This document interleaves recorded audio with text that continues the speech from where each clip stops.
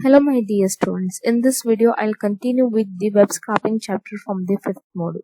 So if you have seen my previous video, there was some problem in executing the download.py Python file in which we are interested to download some content from the internet. Right. So the request is a module which is used for getting something to be downloaded from the internet. So from this request model, the get method is used to extract the contents to be downloaded from the internet. Right. So how to use it? Take some variable use equal to then name of the module request dot get, and this method will take the complete URL of a file from which you want to download the contents. From the contents which you want to download, that file needs to be given with a complete URL as a parameter to this get method. Right. So the next thing is, in case if you want to know the what kind of variable has been considered as this res, in that case you can apply the type method. So this statement, that is res status code is equal to request.code.ok. This is going to check against whether everything is going correctly, that is whether the connection has been established correctly or not, whether the downloading is happening correctly or not.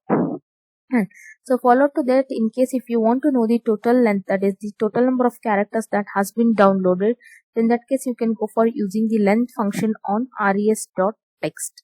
So if the length is too large, in that case if you don't want to display everything on the console window, in that case if you want to put a restriction on how many characters needs to be displayed on the console window, in that case you can go for using the slicing concept here. Now you can see here res.text. So the first parameter is missing, which tells that start extracting from the 0th index value till 250. That means this entire statement will take the text from the 0 to 249 to be displayed on the console. So let's see how we'll get the output here. Yeah, you can see here now it has executed correctly. So the problem what happened in the previous video was we didn't had a proper internet connection. So to run all the programs from this chapter, make sure that you have the proper internet connection. So once you run this, you can see here the first, just a minute. Okay, so once you run this program, you can see here the first statement is you want to know the what type of variable has been considered for this res. So here you can see here it is a class type for the request.models.response. It is an object of this class. It is telling that res is an object of this class. Right. So follow to that what we have printed here. We wanted to know the total length of the text that has been downloaded. So in terms of the characters, so this is the value which tells us how many characters has been downloaded with this res object here. Right. So next thing is, as you can see here, we are not interested to print everything on the console. So instead we just want to print the characters from 0 to 249. So which tells that from here to here, including the space characters, it has extracted the total number of contents from the text with the value that has been mentioned here in this program. So here is the example to tell you that how you can download something from the internet with the help of the Python program. So now let's continue with the further concepts from this chapter here. So checking for the errors already have discussed. So the coming to the next concept is, previously in this example we have seen that how we'll be able to download the contents directly on the console window.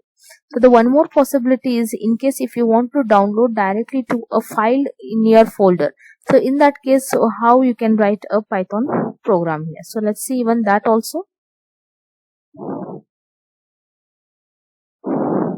this is the program which tells that how will be able to download the contents directly into some file into your system, rather than displaying on the screen. You just want to download it to some location, then you can extract the contents from that location. So let's see how it has been done. There is no much difference over here. So to download anything from the internet, again you always use the request module with a get method. And what should be the URL to this get method? So what is the parameter to this get method? The parameter is going to remain always same. That is the URL of the file which you want to download. Right. So the next thing here is we want to check the status of a connection which is done with the method known as a raise for status.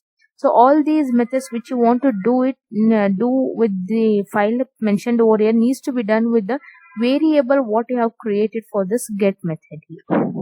Right.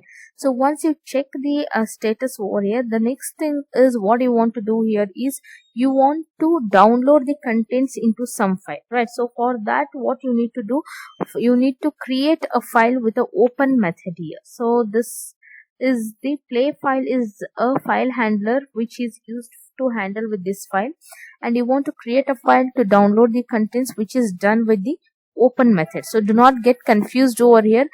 Be it maybe for reading something or writing something into the file needs to be opened with the open method itself. So the first parameter to this open method is the name of the file with the .txt extension. The second parameter will tell you that for what purpose you are opening the file. So here we are opening the file for the writing purpose, so that's why it is termed as a WB as a notation in the second parameter to tell that this file, that is Romeo and Juliet.txt file, needs to be opened in a write mode here. Right. So the next thing is you have to extract the contents from this file, and then you want to write those contents into this txt file here. So for that you have to use a for loop which is going to iterate until and unless it downloads the particular amount of the contents into the file here. Right. So for chunk in res.iter_content. So do concentrate here. We have used a separate method for the going through the iterations going through the number of iterations on the file from the internet here. So how it is done is, so this variable that is required here is the same variable which you have created here while getting connected to the internet. Then follow to that, in the for loop you are supposed to use the iter_content method, which tells that for how many times the iterations has to be carried out. So for how many times the for loop has to repeat. So that is going to be done with the iter_content method, which is mandatory while using it on the content from the internet here. Then what should be the parameter to this method is the numeric value, which tells that 1 lakh. Here the value is 1 lakh in terms of the bytes. So you are telling that the for loop needs to execute until and unless it writes the 1 lakh bytes of the content from this file into this file here. Right. So that means this for loop has to repeat until and unless it crosses the 1 lakh bytes of the content from this URL here. Right. So for each iteration, what needs to be done? For each iteration, the whatever the data value that is read from this internet, that needs to be written into the file. So where you are going to write into the file which you have created here. So this file has been created with a file handler play file. So use the same file handler here, play file dot write, to tell that the contents needs to be written, and here to the parameter you want to tell what needs to be written. So the iteration is going to point to the variable here chunk, so that needs to be written into this file here. So once all this for loop has been completed, that is all the iterations of this for loop has been completed, you need to close that file. So closing file is mandatory. Why? Because if you do not close the file which you have opened for writing, so at the end the contents of the file will not be written. So if you want to secure that all the contents has been written properly into the file, so once it has been opened, it has to close at the end here. Okay. So let's see the execution of this function file here. But before that, I just want to show the file which has to be created for writing purpose. So that is the Romeo and Juliet, which is going to be created into the same folder where you are running this program. So in my system, the file exists in this folder, and you can see here there is no such file with the Romeo and Juliet here. So that is going to be created once I execute that program, right? So I'll just execute and show it to you.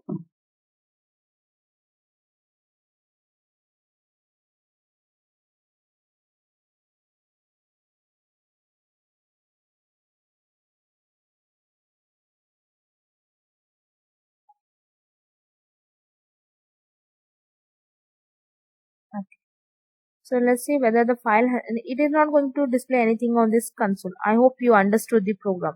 So the program was intended to download the content from the internet, and then it has to be written into the some file which is available in the your system. So let's see whether the Romeo and Juliet is available over here or not.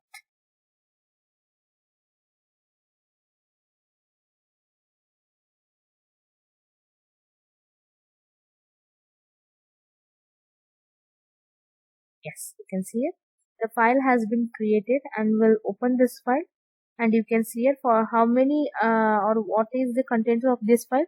This content of this file has been downloaded from the internet, but how much amount of data has been downloaded? 1 lakh bytes. Why 1 lakh bytes only? Because we have given in your program that we want to download for the 1 lakh bytes of the content into this file. Okay, so I hope the example is clear to you people. So this is an overview that what we have done with the previous two examples, where we are interested to download content either to the console window or else to the file existing into the system. Right. So for that, the first step is you need to call the request.get to download the file, and then if you want to download it to the some file into the system, you need to open it into the WB mode to create a new file in write binary mode. So this is said to be as a write binary mode. So you need to loop over the file, loop over the response objects iter underscore content method. So which tells that how many times the loop has to be iterated, for how many times the loop has to be repeated, and parameter to this is a numeric value which will define it in terms of the bytes of the contents to be downloaded. Right. So then within the loop you need to call the write method on the each iteration to write the content to the file, and finally after the executing all the iterations of the loop, then you need to close the file in order to secure the contents of the files written over there. Okay. So coming to the next concept, that is regarding the HTML. Right. So previously what we have seen is we have seen how we'll be able to get connected to the internet through the Python program, and how we'll be able to get open the many web pages in the browser through the Python program, and we have also seen that how we'll be able to download the contents from the internet through the Python program. So now we'll see what all we can do with the HTML here. So basically, what is an HTML? So HTML is a hypertext markup language, and it is the format that web pages are written in. So you all are familiar with the many web pages, right? So whatever the pages that you open in the internet, all those are the web pages. But how those web pages are displayed on the browser? So there is a certain structure or the format needs to be followed to tell that how the contents of the web pages needs to be displayed. So the structure or the format is defined by the HTML, the language which tells that how the content of the web pages needs to be displayed on the screen is given by the language known as the hypertext markup language. So I cannot explain you in detail regarding the how the web pages are written, or else what are the all the elements that are required for writing or defining the web pages. In a brief, I'll just explain you with a few concepts that what is the possibility of creating the web pages. For that, I have just created a simple web page here. So for that, I'll show you. See, this is the code of the web page. So do not much worry about the tags used here. Tags in the sense the elements used for creating the web pages here. Do not worry about much about these things, right? So I just want to tell you how generally the web pages are written here. Right? So always the web pages are written with the opening and the closing elements. So either I use the term element or a tag, both are the same here. So always the web pages are written with the opening and closing elements here. So the first element that needs to be always opened here is HTML. You can see it has been closed here. So the closing in the sense with the backslash here. So similarly, you can see in between we have the n number of the elements here. So you can see here head is there, title is there, and body is there. So from the body, opening tag of the body until the closing tag of the body, you can see the what all the contents that you want to cover into that web page.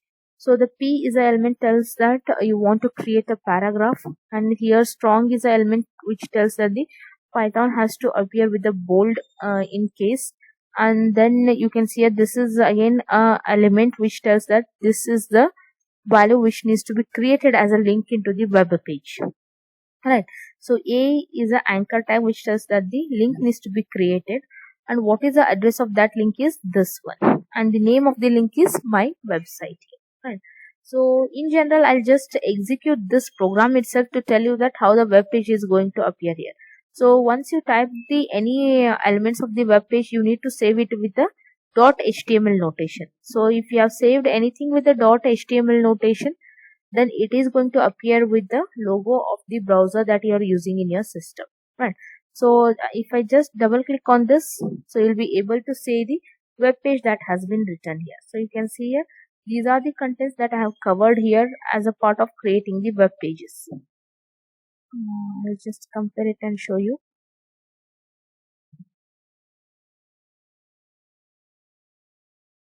So you can see here the file has been started, and you can see here the title is the website title. So you can see here at the top the title is appearing here. You can see the website title. So this is the name given by the this part of the element from the coding, right? So the content of this website is going to start from here.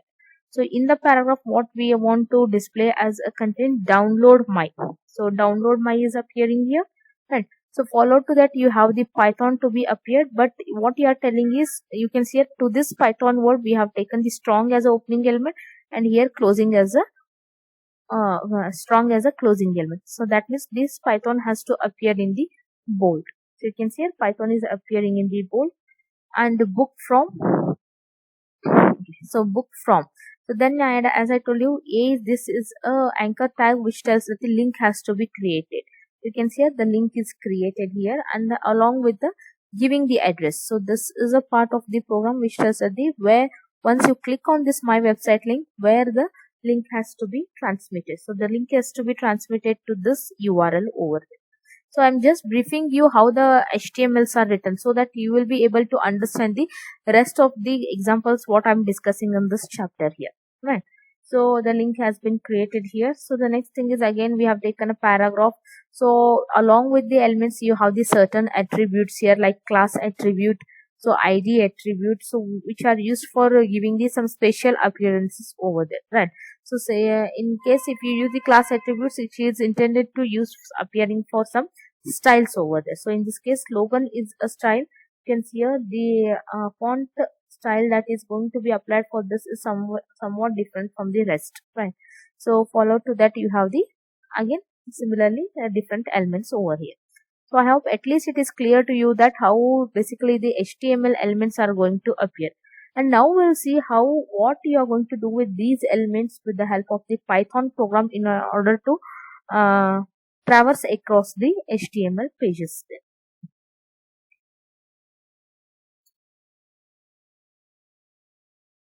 Okay, so as a part of quick refresher, I just now explained you basically how the HTML pages are built. So do not worry about the each and every element over there. So do just have an idea that how the HTML pages are built, or else whatever you are going to see in the internet, everything is built with the HTML elements only. Right. So now viewing the source HTML of a web page. So this is what, suppose if you have opened the any web page in the internet, for example this only. So I have opened this web page. In case if I want to see the source code for this web page, so how I have to do that is, so being present in that web page, just right click the mouse, then go for the view the page source. So if you click on this, so you can see that this is the source code of that web page in terms of the HTML. So this is a hypertext markup language for this website. So similarly, you can experiment with the any web page that you want. For example, if I open here, so let me open some website here. So I'll open the VTU website itself. Okay. So what I'm interested now, I just want to see the source code of this website now. So for that, what I can do here, so right click it here and view the page source. So this is the code. So do not worry about the each and every element over here.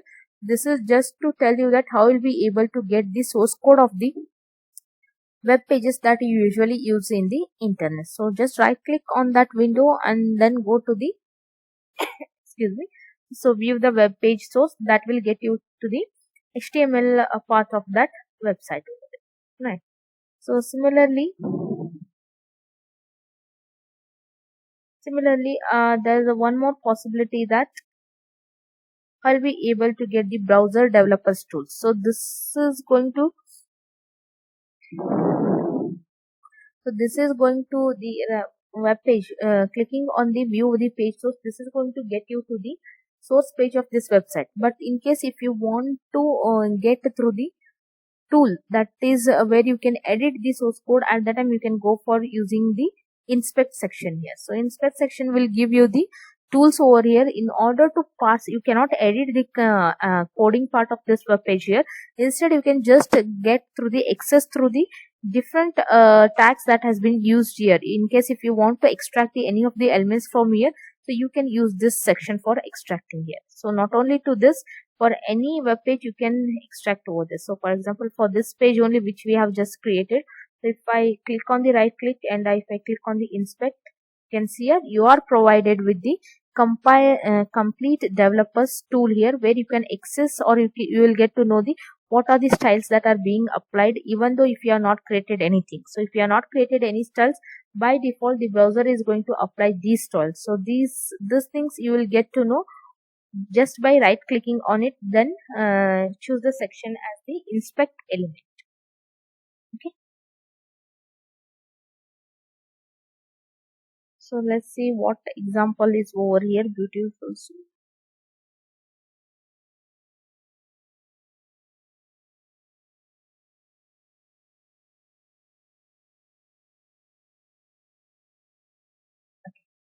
So one more thing I'll just want to clarify here is, so there is a module known as a beautiful soup. The name of the module is beautiful soup 4.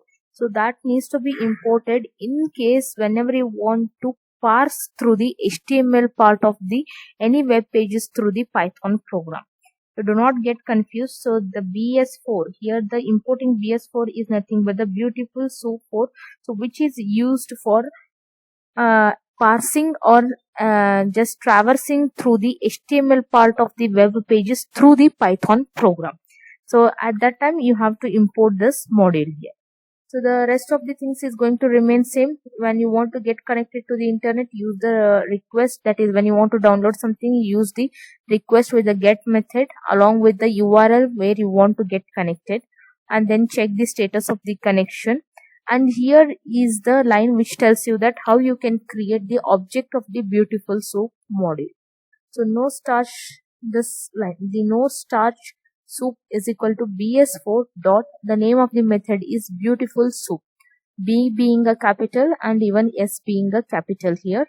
And to this method the parameters are this variable which has been created for get method with text, and one more parameter you need to mandatorily pass here is features is equal to HTML parser. So to tell that for why you are using the beautiful soup method, here you are using or creating this object only for doing the HTML parser on the web page. So at that time you need to tell that why you are using this by using the second parameter, that is features is equal to HTML.parser.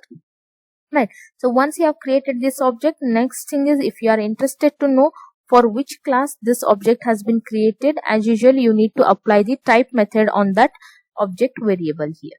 Right.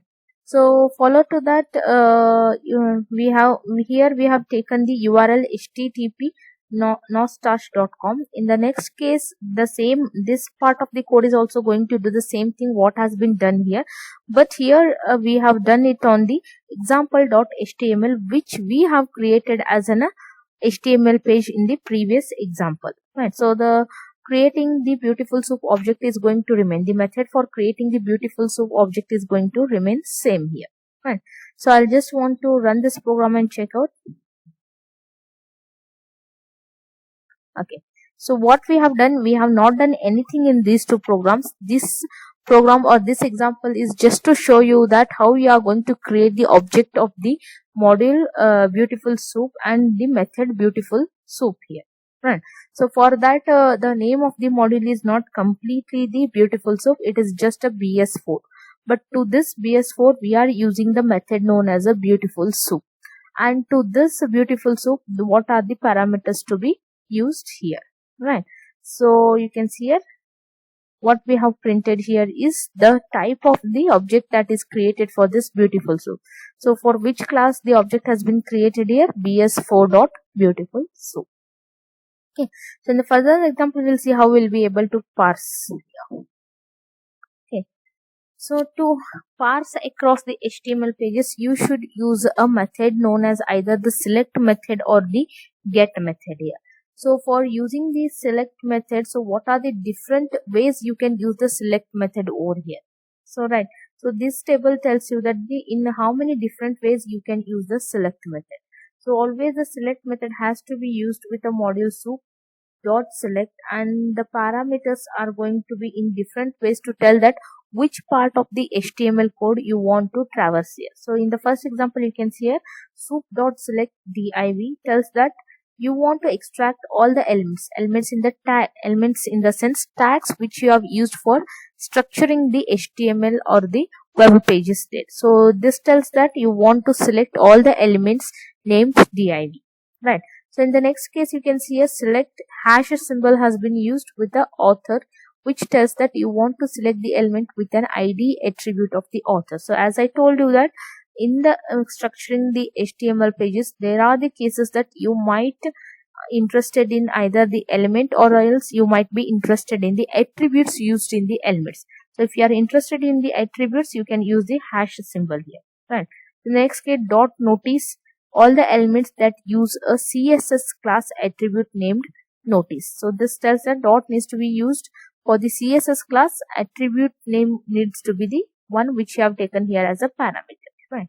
The next is div span. So all the elements span that are within the element named div.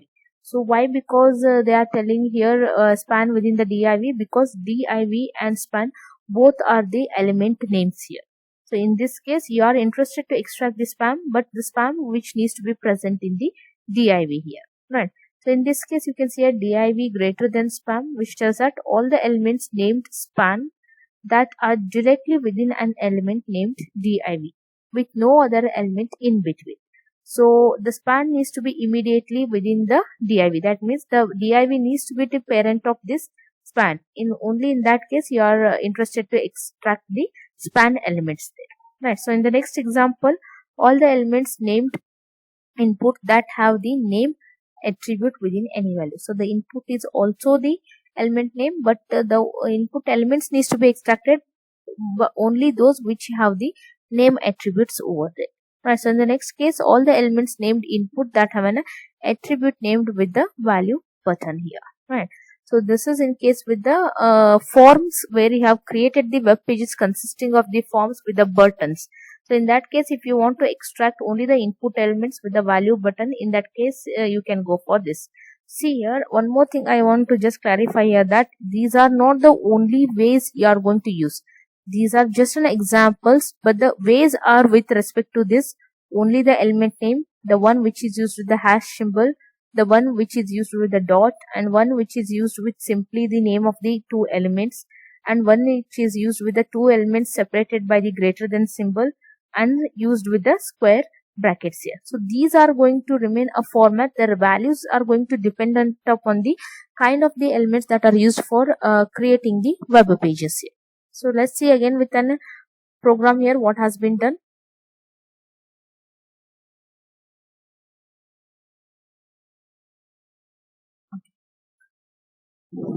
So here we have created the Python program which is going to traverse across the HTML source code of the program example.html. So example.html in the sense this file. Okay, so the file which we have created, which is consisting very simple elements. So to make you more easy to understand, we have created a very simple HTML page for which we have created the Python program to traverse across this HTML page here. So how it is done, we'll see here.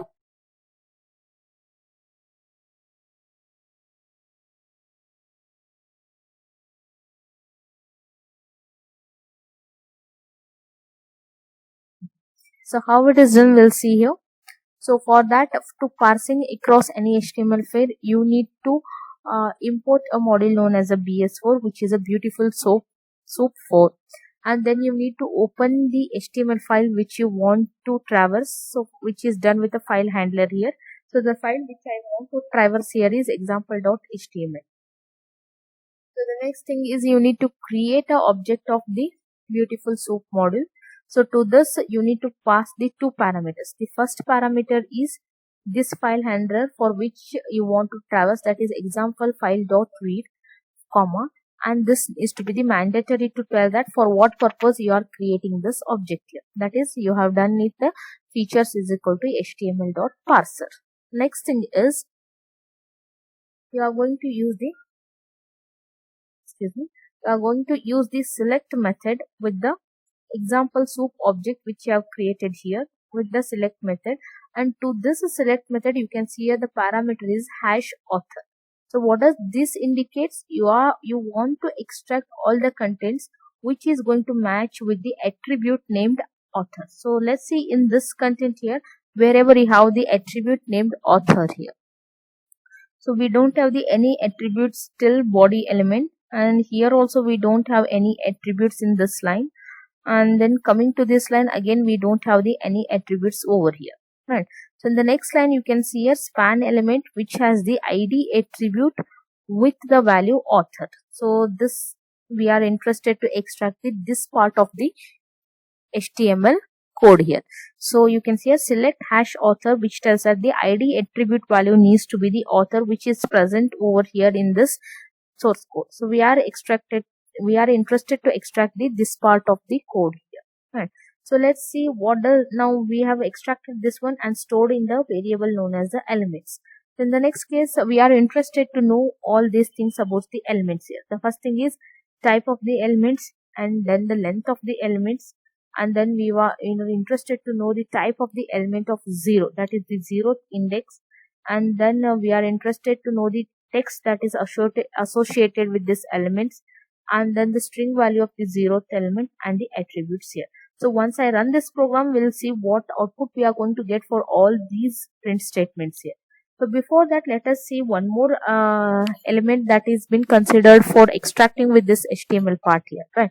So in the next case you can see here p elements is equal to the same object we have taken here, example SOAP dot select method.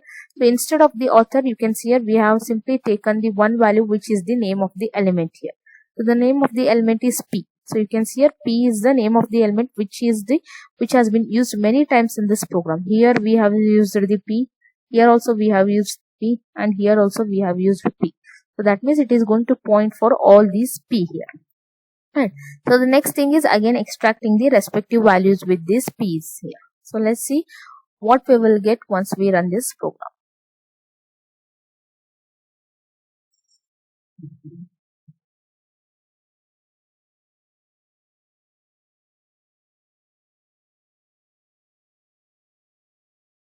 Okay.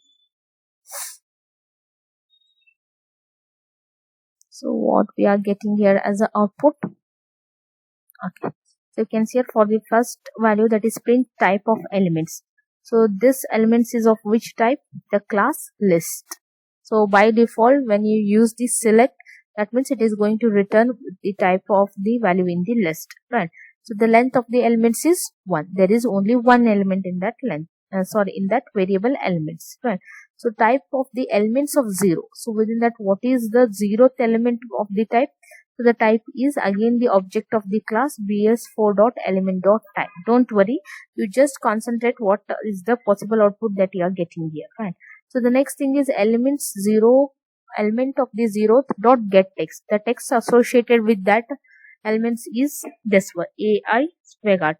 So if you have concentrated on that HTML code here, so you can see here the value that is associated, the text value that is associated with the ID author is this part, that is AI Swigert.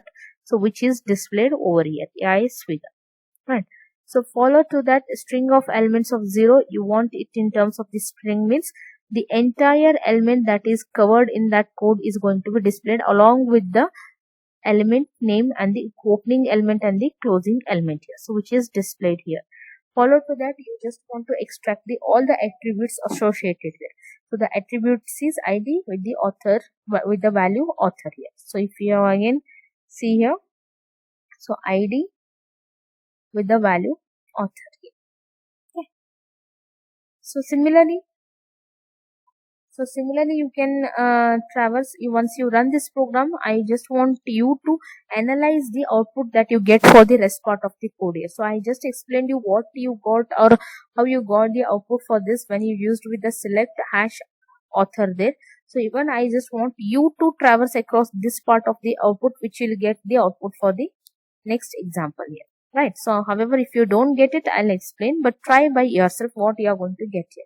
So it's not that much difficult over here. Okay. So along with the select method, you have the one more method known as the get method, which is going to do the same purpose. So again, I'll leave this part of the code also for you to execute and analyze it, so which we are going to discuss in the next interaction class. Okay.